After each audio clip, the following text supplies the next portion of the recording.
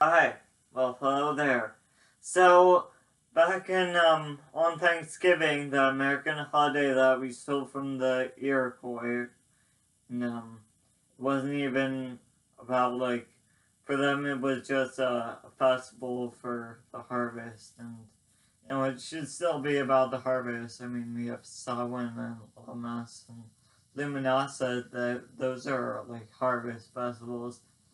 So this video I wanted to make about how I didn't really give a list of the things I'm thankful for in that video. I know I was kind of being critical of people for not really being thankful, like the non-vegans, all the non-vegans on Thanksgiving, but then I realize I'm kind of being hypocritical, being not telling you what I'm thankful for. So every Thanksgiving, or really every day, I give thanks for what um public libraries are.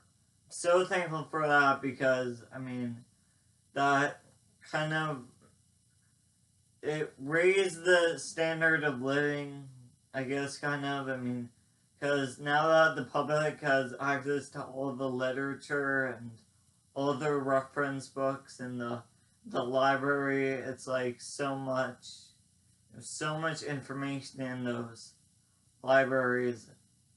I guess I'm not thankful that some of them have like some of them have certain copies of certain books, but not others. So I would have to drive all the way to a different town to get some of the books I want. I guess for me, it's because I like the really strange books, like a book called Out of This World. I like the books on occult stuff. That's pretty not popular. So might be one copy at one library in the whole library system. Oh, and I'm thankful for the internet, definitely, because I mean, one, if we didn't have it, then I wouldn't be able to make my videos. Guys wouldn't be able to learn about me.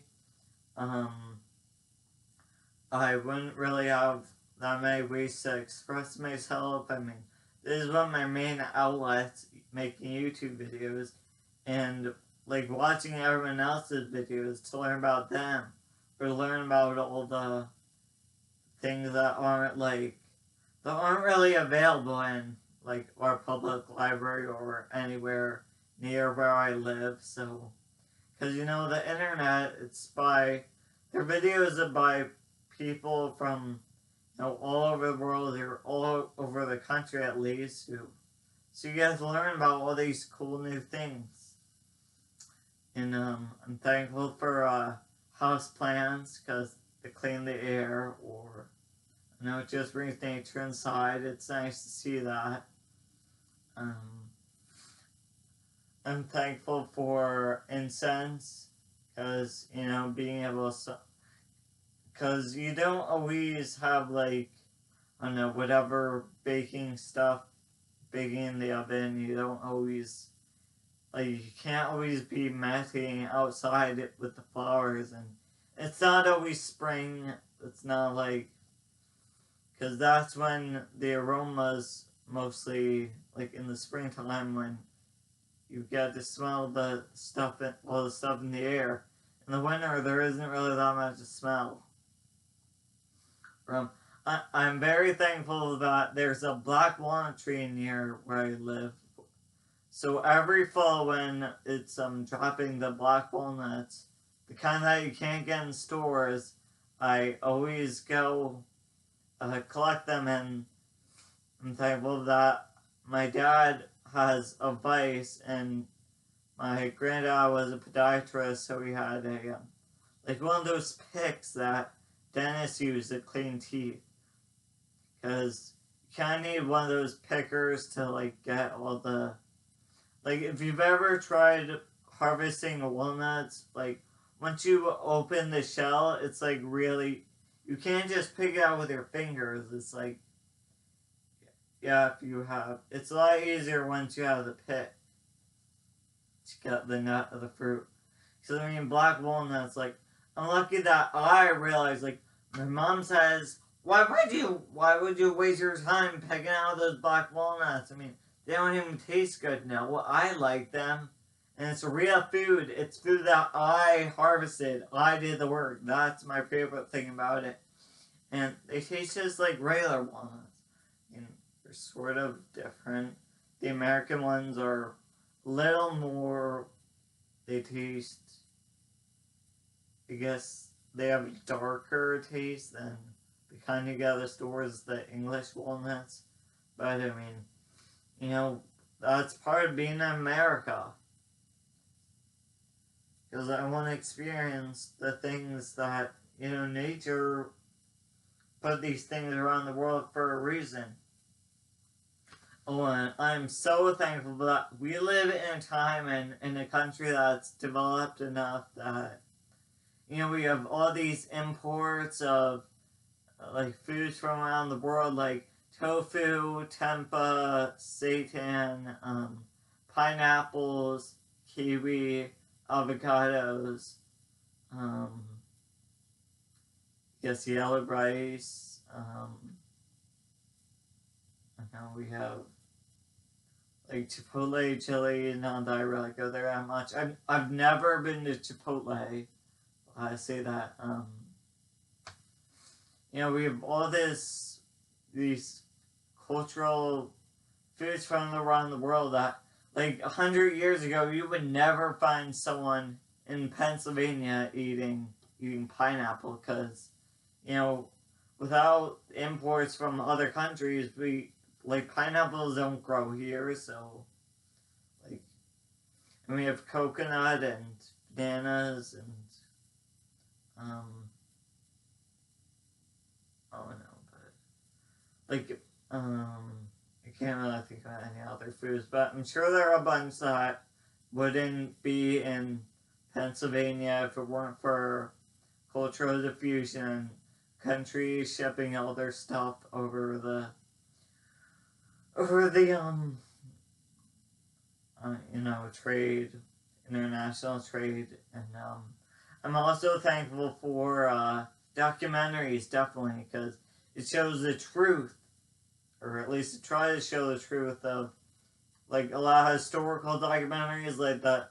There's that one documentary about the Tibetan yogis from across the, I guess from the time before China really invaded Tibet and tried to get rid of all the Buddhist stuff. I don't know why they hate Buddhists, but, or maybe they didn't hate Buddhists, but, like, Mao at the time was, like, the Chancellor Mao. Like, during the Cultural Revolution, I learned from my Tai Chi class that Mao saw the, what the Tai Chi guys were doing as a threat, because, you know, originally it looked more like a real martial art, like actual fighting style, like, because if it wasn't slowed down as much and you had an actual opponent, like, that you were fighting, it'd be terrible, terrible things, like breaking noses, stabbing eyes, and choking people. So, I mean, it still is a martial art, but just during the Cultural Revolution, Mao saw it as a threat. He didn't like the old culture, so he either put the Tai Chi masters who were practicing in the streets, he put them in jail, or killed them and their families, or they had to flee to Tibet. So, I'm thankful for Tibet because it's kind of preserved all the, you know, magical, really ancient Eastern culture, philosophy. Like, without it, it'd all be lost. It's all gone.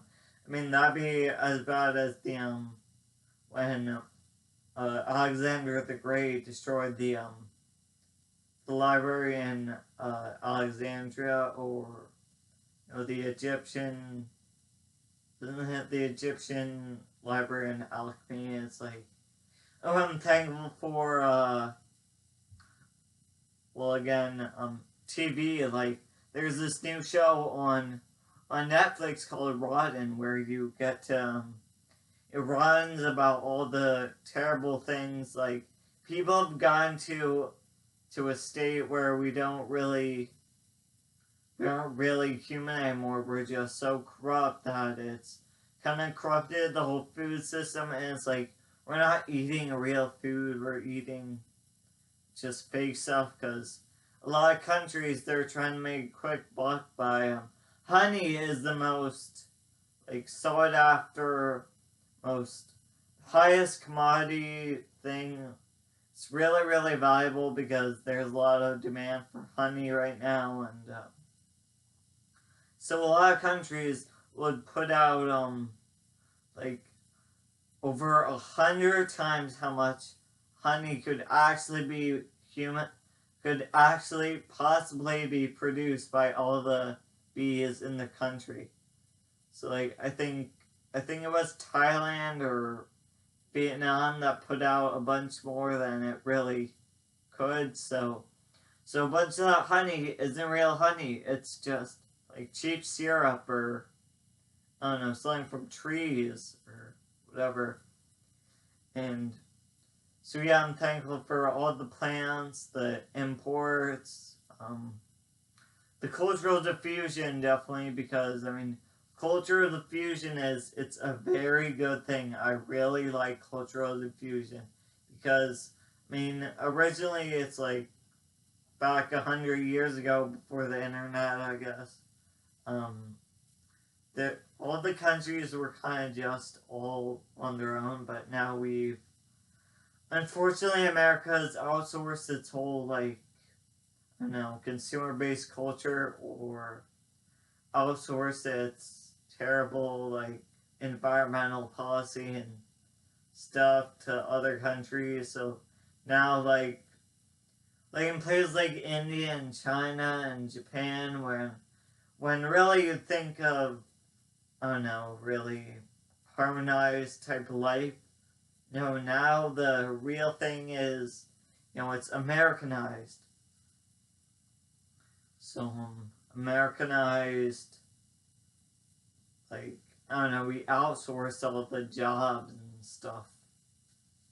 Like, and I'm thankful that where I live isn't. I mean, we still have air pollution, but at least we're not. We're definitely not as bad as China or Japan or India. It's like because I think Delhi in India is the most polluted place on Earth, and actually the only place that you can go without a gas mask in that city is the American Embassy because we have plants.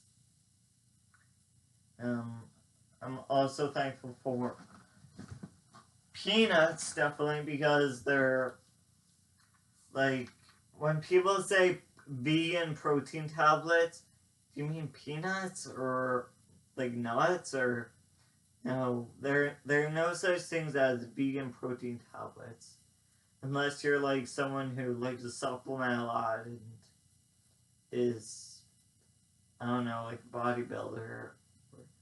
Even them like vegan gains, the vegan bodybuilder on YouTube, like I don't think he takes any tablets or supplements, but um so peanuts, they're vegan and they have iron and protein and they're really good, and it's like stop.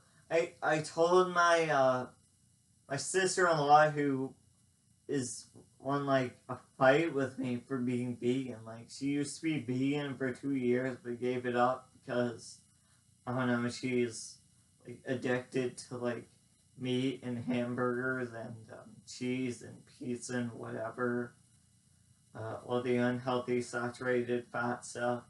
So she was on a fight with me. Like I made a comment to her. I wasn't saying like, oh, there's vegan protein in peanuts.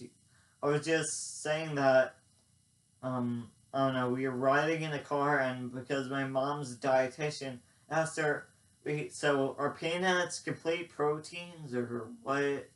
I mean, they have protein. So she caught that and was like, yeah, but they have fat. Like, nuts are high in fat. She said that. She was like, but we can't be vegan. We can't get all our protein from nuts because they have fat. Well, one, it's not saturated fat. It's good fat. I mean, not all fat's bad. And two, it's, like, there's just as much fat in the non-vegans for the protein. You're saying that meat doesn't have fat or pizza doesn't have fat. It's like all this nut shaming is like it's ridiculous. I don't know why. I'm thankful for Amazon because that's where I got this necklace. Because like if it wasn't for Amazon, like I got all these new things, these goodies, these toys from Amazon. Because, people are sharing their stuff nowadays with all the intercommunication on the internet and advertisements, TV. I mean, if it wasn't for the internet, I wouldn't have been able to make that. I would have no idea about the Aboriginal Australians having their own flag. I'm thankful for origami because it's fun. Because I think origami is alchemy because you're starting with a piece of paper and at the end, I mean, it's still like it's only components are a piece of paper, but you did all these subtle changes to it. You followed like a magical process, one that most people don't understand, and you folded it in a way that looks like something that's a lot more interesting than just a piece of paper.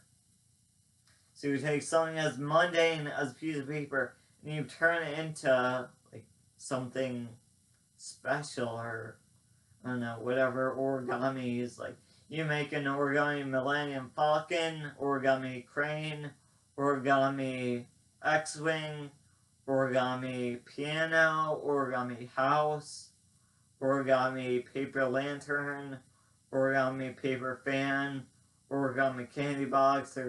There's a lot of origamis. There's like giraffes, there's elephants, there's wolves, there's rabbits, there's dogs. So there's a whole world of origami, and like just what I used to make that like flag I have up there, that was just a piece of paper, but it turned into something that's has connection with the whole unity of humanity and stuff. So yeah, I consider all that paper crafting stuff, that's alchemy. That's what I'm thankful for. I'm thankful for all the like nature preserves around where I live. Like I'm especially thankful for that. I grew up for most of my life, I've lived across the street from a state park. So, like, whenever I wanted to, I could just go across the street, or, there's nature right there, nature walker. And there's other, like, the Struble Trail near where I live, it's not far. There's Springton Manor Farm. There's, because a historical society has preserved all this stuff, which I'm really thankful for, because, I mean, where I live, it's really nice, because there are all these old houses, and actually there was an old mill that we took a tour of to see how they used to make flour back in the day. And, like, the Amish don't live that far from me. We have a lot of Amish populations around here, so I don't think I can, like, I could go Amish, like, when you did grow up with it, it's like, it's a lot easier, and, like, I think all the technology is really, like, it's all just a bunch of stuff, but, when in Rome, it's like, when you have access, you might as well make videos and make money on YouTube and blah blah, get to talk to people, put out your content and stuff. I'm thankful for how I learned on the internet that it was a very old Indian tradition to you add your urine. I guess only males can do this.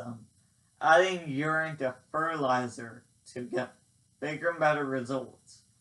We're like, that's why I pee on my plants. I pee on my plants. That's why I love it when it rains, because then you don't need to spray a water at the same time. You can just pee on your plants, because, I mean, it's extra nutrients for the, like, you can look it up why you should pee on your plants. Or, when dogs do it, it's like, there might be a brown spot directly in the center of where they get their stuff, but, I mean, on the edges, it's bright green, because, you know, that's good for the soil or whatever. It's, I'm thankful for mushrooms, because they're decomposers. They return all the dead biomass, the nutrients to the soil, and I like mushroom hunting. I love mushroom hunting. So, because I don't want to hunt for, like, animals, or I think that'd actually be hard, because they move, or, yeah, they move. So, I think that'd be harder, plus I don't really like meat, and vegan for ethical reasons, philosophical reasons, but, you know, just being in the woods, it's good. I'm thankful for the sun, because, you know, without it, there wouldn't be any life. I'm also doing some sun gazing, because, like, just looking at the sun is good for your pineal gland. It activates the parts of your brain that you don't normally use.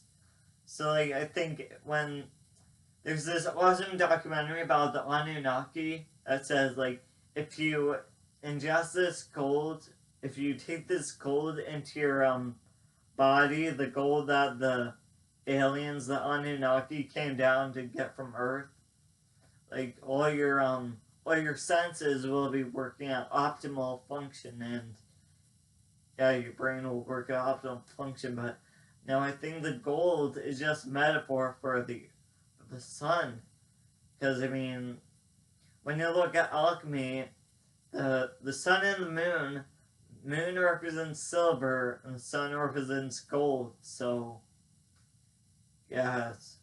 I mean, like, the alchemists, they love metaphors, and that goes for, like, priests, or, like, popes, or probably the people that wrote the Bible, like, because I think the entire Bible is all a metaphor. It's all metaphorical. So, I'm glad that I had a brain that could easily grasp all the poetry terms you learn in school, like metaphors and similes. Never really had trouble with the distinction between metaphors and similes. I'm thankful for reading, like, where's that book?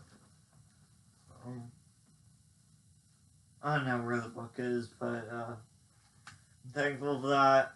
We have access in the United States to books about things like the Hopi traditional Indians, and what it means in their culture. It's like, you own things, but make sure things don't own you. So, like, when you can easily give away something that's important to you without feeling like remorse or anything, that means you own your things. They don't own you. The Hopi also say, oh no, they had all these traditions of, like, they have an ancestral mask that they've been taking care of they were taking care of it for hundreds of years, but I think someone stole it and sold it to some white people, and for $100, and then the white people were auctioning it off for thousands of dollars. So it's like, I mean, why are they stealing all these sacred artifacts and stuff? And that's pretty messed up. They just like the art, but the appreciation is destroying the stuff that we're appreciating. Now, if we keep appreciating it by appropriating it. If we keep appropriating it, there would be nothing to appreciate. So just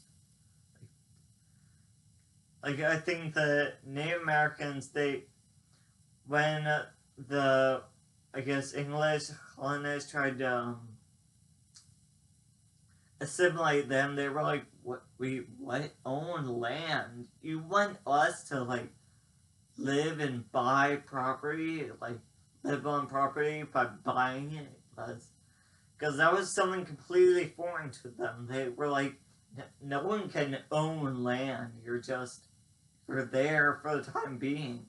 You get your blanket down, you set up your stuff, and you're there until the tribe needs to move on to somewhere else." So whatever migration, or I'm thankful for that. I'm thankful for the zoo. Not that I don't really go to the zoo anymore because vegan. But I've been there in the past. I'm thankful that they teach the environmental stuff to people. I mean, still most of the people are totally not just. They're just the average materialistic consumer American that doesn't really care about the environment. But I mean, I'm thankful that there was environmental science, AP environmental science in the high school I went to, because then they kind of forced us to do the PETA test to see how many Earths would you take up to, enlighten us, or to kind of make us more aware of what's happening to the environment and how we interact with it, how we affect the environment. And we had to read all of those short articles about Mono Lake and kind of the degradation, soil degradation, and contour tilling, contour farming, and I think it's hydroponic farming, how it's so much better for the environment. I mean, they shouldn't have to force it. We should do those things because it's just virtuous to know about the world. I'm thankful for that. I'm thankful that I was one of those people who was genuine enough for in the AP environmental class, when I overheard those girls talking about when we were correcting the test, one of the girls said, "What?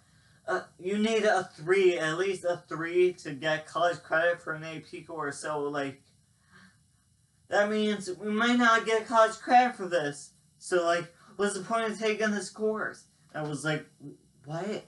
To learn more about the world around you, to be part of the solution and not the problem." So I'm thankful that I was one of those genuine people who actually no matter whether you fail the course or not, it's even just listening to it, just learning the stuff, it's good to learn about the world around you, to take part in your own, where we live. Because, I mean, it kind of sucks. The thing is, when you live somewhere for so long and don't learn about what's, you never talk to your neighbors, or if you live in an apartment, and what about the one time you need to, you're invited to a dinner party in the next apartment, or, isn't it really sad how no one ever, really meets their neighbors in apartments? I mean, you live so close together and you don't even know each other's names. I'm thankful for musical instruments, because music's a really good thing. I was in the marching band. I'm sure that's really music does improve brain function, and it's music connects us to the old. I think it's a form of energy work, because that's an extension of your body, a musical instrument. like a harmonica, piano, a violin, really any musical instrument is an extension of the body, so it's pretty good. See, it's like a wand, just different because it's the way you project your energy. Because I mean, if you didn't blow that air into that instrument, or if your fingers didn't do those movements, or if you didn't like do this whatever with the strings, like if your energy didn't go into that, then it wouldn't play any music. I'm thankful for poetry because and you get so much money for just put down words, just random words that have no meaning together. Like I guess poetry sort of to make it really good, to be really impressive. I guess it's sort of challenging, but you know, you can just relax into it. I'm thankful for Tai Chi, I'm thankful for yoga, I'm thankful for martial arts. And I'm really thankful that because of cultural diffusion, we have those things available to us over here in the West, in America. So it makes more people, like, enlightened or, like, more, culturally, makes you more cultured. Just makes you a better person. So, I mean, like 100 years ago, or maybe more than 100 years ago, like someone in the United States would never be doing yoga because we didn't have immigrants. And I'm thankful for meditation because you can just sit and breathe and think about like nothing, and that's gonna improve your whole life really. Like everything improves. Like you have, believe me, I've done it. You meditate and it's like, it's magic. When you do it for long enough, it improves like everything in your life. Everything gets better. Because it like changes the way your brain works. So it's like so beneficial. I'm thankful for, I guess, public schooling. I'm thankful that, the moon, because I'm thankful that I know that we don't need to do every day the things that like the government tells us we need to do every day. I mean, I know it's a good idea to eat healthy and sleep good and brush teeth and everything, but get outside. Like you should get outside every day. That's a good thing. You should even sleep outside when you can. Like if it's not too cold outside or too windy, like just sleeping outside is healthier because I mean exposure to natural light, like the moonlight, the twilight. And I mean at night it might just seem darker, but it's not like nature stops working. Like there's still stuff going on in the world. Like the earth doesn't go to sleep, so why do we? It's like there's still cool stuff to find at night. They're nocturnal animals. So just be like a nocturnal animal. I'm thankful for wild edibles, definitely. I'm thankful that I've done moon meditations, or where you stay up all night if you're not tired, which some nights I'm not tired or I wake up really early. So you just go outside and stare at the moon. Because it's supposed to improve your intuition, or like, I'm sure a lot of people don't have intuition because they don't do anything to initiate it. Like, they don't stare at the moon or they don't practice. So, like, it only means as much as you put into it. That's the Marilyn Manson quote.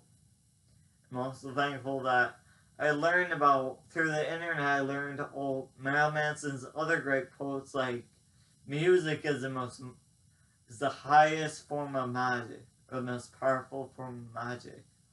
Or, his quotes like, is adult entertainment killing our children, or is killing our children entertaining our adults? So yeah, that's referencing, not literally, definitely nothing's literal, there are a lot more metaphors in the world than things just aren't black and white. So, is adult entertainment killing our children, or is killing our children entertaining our adults? That's probably referencing how a lot of times adults are kind of, old and more accustomed, more conditioned to like the Matrix and stuff. So they like to suppress all the things that little kids like to do.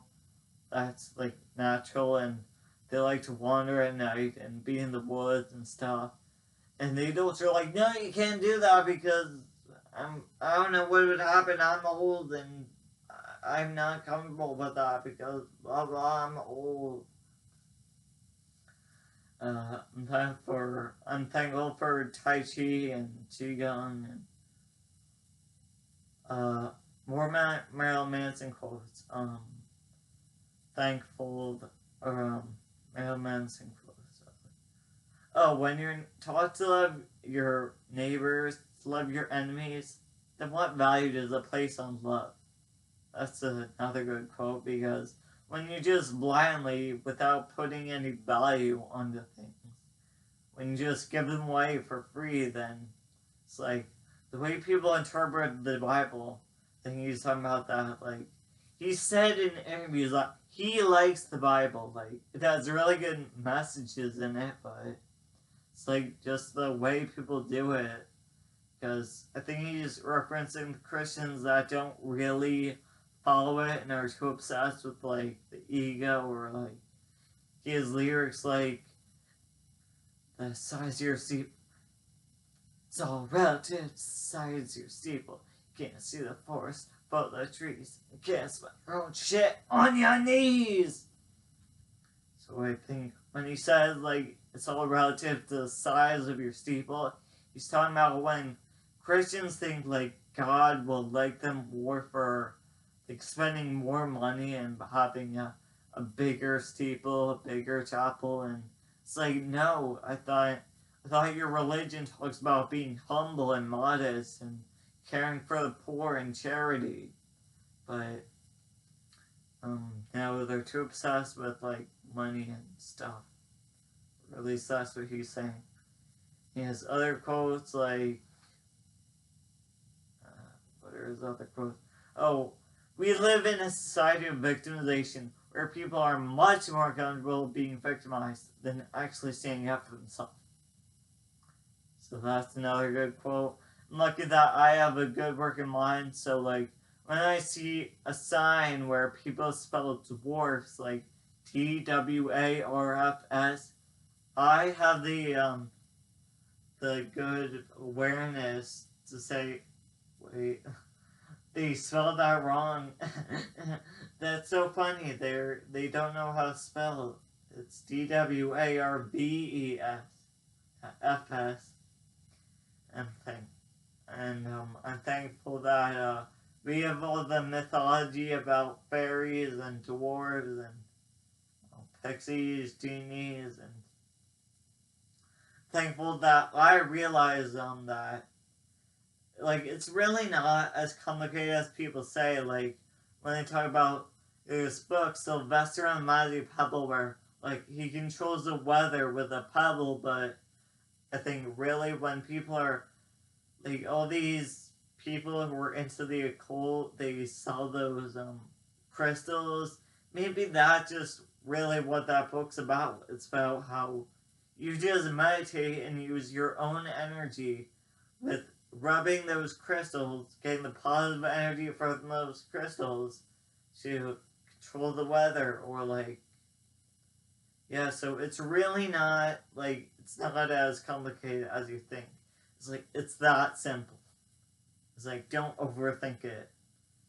When they talk about genies and rubbing lamps going into the desert, well, maybe that just means you can go into the desert and maybe find a lamp, or don't even go to the desert, just find an old lamp and like rub it, and there won't be this ghost that comes out, but maybe your willpower will work better, or like you'll make intentions, you'll make subconscious wishes or wishes in your head, and eventually, like, things will start turning out. You're going your way. I'm thankful that I'm really thankful that when I was 8 years old and I got into that car crash, which I know a lot of people are gonna think that I mean a car crash when I was in the car, but no, I was not in the car. I was skateboarding or street losing really. I was laying down on a I was like laying down on a skateboard. I was going downhill. Uh, I was going downhill, and the, at the bottom of the driveway I was riding on, it entered onto a street, and there just happened to be at that very second a car going by. So I hit that car, and they ended up in a 3 week coma for 3 weeks, and I'm glad I woke up from that, and I made the recovery I did, because now I can walk still. I'm lucky for that. I'm lucky that I'm not in a wheelchair for the rest of my life. And I'm lucky that I can do origami now, because, I mean, one of the therapies I was taking was motor skill therapies, or fine motor skills. Because, I mean, when your brain goes through an injury like that, it makes you less dexterous, I guess. So, yeah, I was in the hospital for 2 months after I woke up from the coma, but I'm glad I did it, because that exposed me to this whole world of, like the Chinese fortune cookies say, like, he who stubs his toe is reminded that his foot is there, so it's like, it's good to get an injury. Like, I think it's good. Or I had a good experience. I was lucky. Like Doctor Strange, if you've ever seen that movie, he doesn't learn about all the magic and stuff until after he had that car crash, that injury, where he was in the hospital and stuff. So that opened me up to, like, how much there's so much of this world that I don't know, that my parents weren't teaching me about before my injury, or like, because they don't know what there is in this world. They don't know about magic or anything. They're boring. They just are like those basic people who don't even. And I guess I'm lucky that I'm thankful that my parents never were like, they're not the people who were into, they didn't smoke cigarettes or any other drugs or anything. They never did alcohol, or they didn't even drink coffee. Like, because I think caffeine, it's really not just, like, I don't drink coffee and I feel fine. It's just like, I don't see the point of coffee.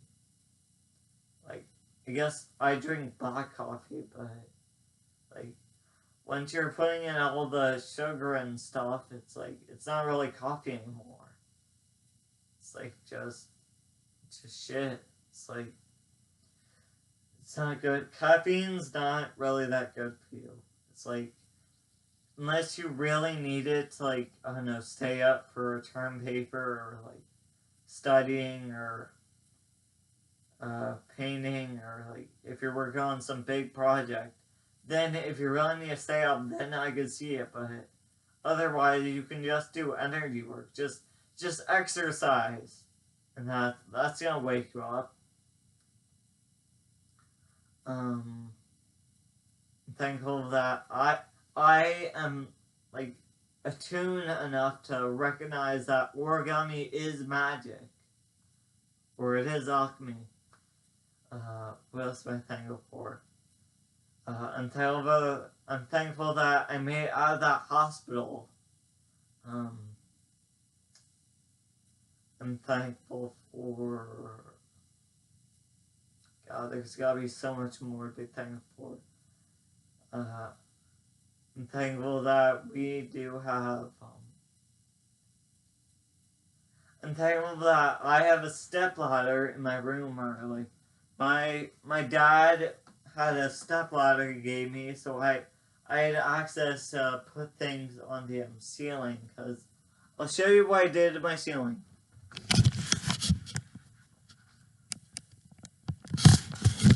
You see, I put things on my ceiling because, you know, I don't like just these bare walls that are all white, and I like the colors and all the, you know, I like just, you know, just decorations. Like, it's actually a thing in China or Chinese culture, maybe it's Japanese culture, where like they take a bunch of origamis. Traditionally, it's origami paper cranes, but I'm not skilled enough to do a paper crane. I do the other origamis, but so I bet you can kind of do it with any origami where you just make a bunch of them and you string them onto a string, and it's like you can hang them up from your ceiling, or you can hang them over your bed because they're supposed to just represent like good luck, or like, so they're like tinsel. Like when you string the popcorn onto the tinsel or whatever and hang it on your Christmas tree, like that's really what it is. Just you string on these beads or origamis or whatever, and yeah, so that's supposed to represent good luck. It's just do something, you know, part of feng shui, I guess.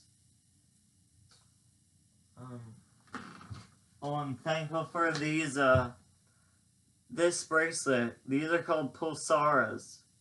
Pulsaras from, I think they're from Mexico or somewhere in South America. Because they're supposed to, they don't like have any story behind them. They don't represent anything, but I guess most of the people selling them from South America or Mexico are like poverty-stricken people who were like, you know, this is something poverty-stricken people have to do. They have to just sell their jewelry or their bracelets or whatever.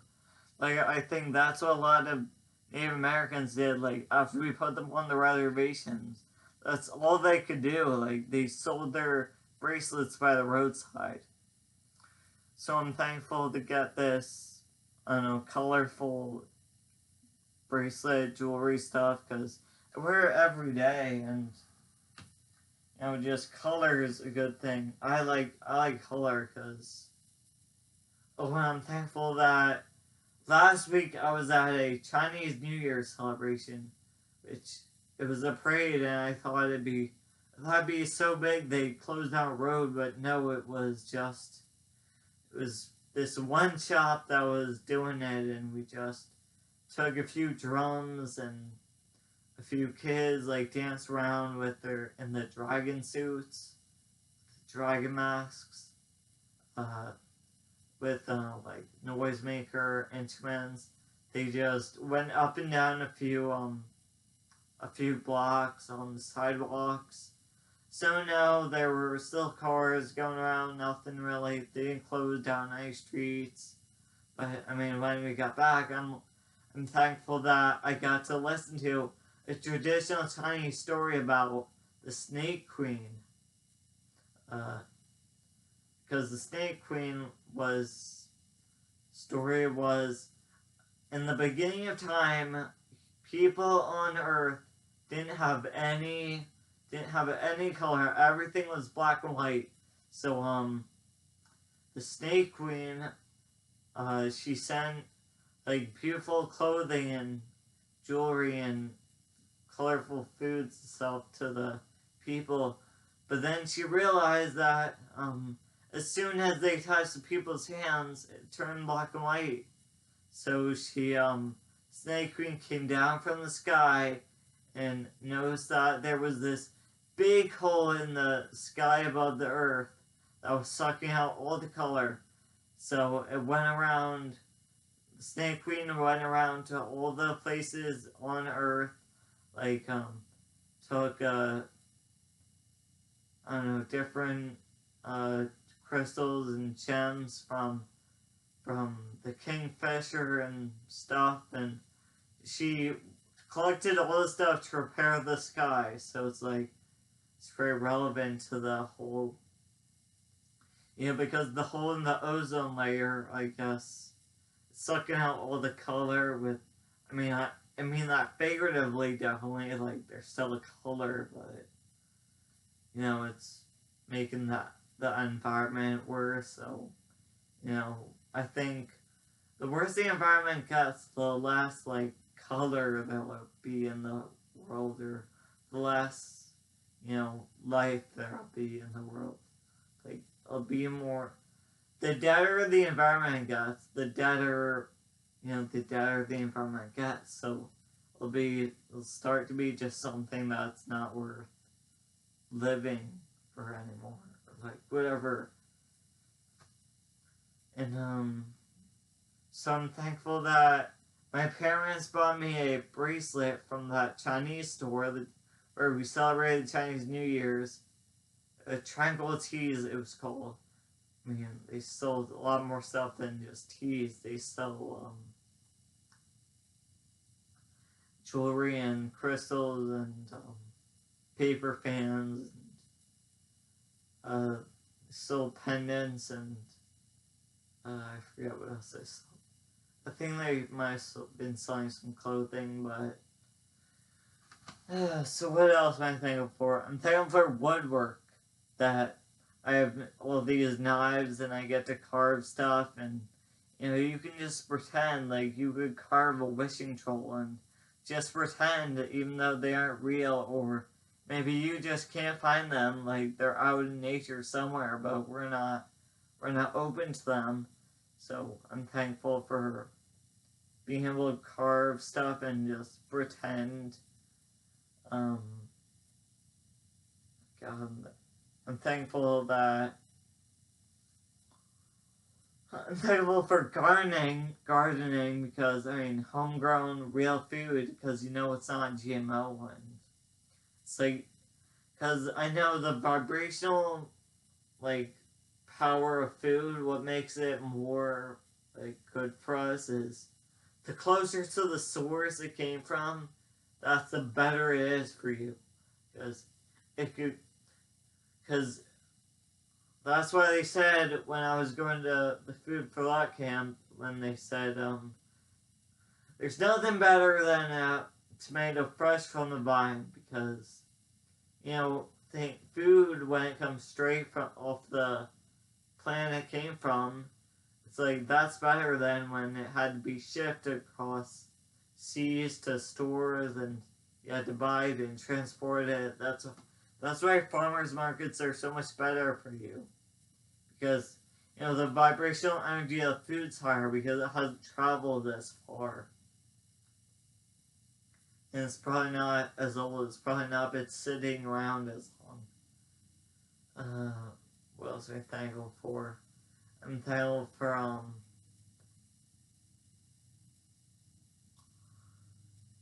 museums. I'm thankful for, books about animals, so you can learn about all these things that we normally don't know about, but all these scientists have documented and written down all the stuff about all these animals that I normally don't even realize, like, there are way more types of bees than just the honeybees.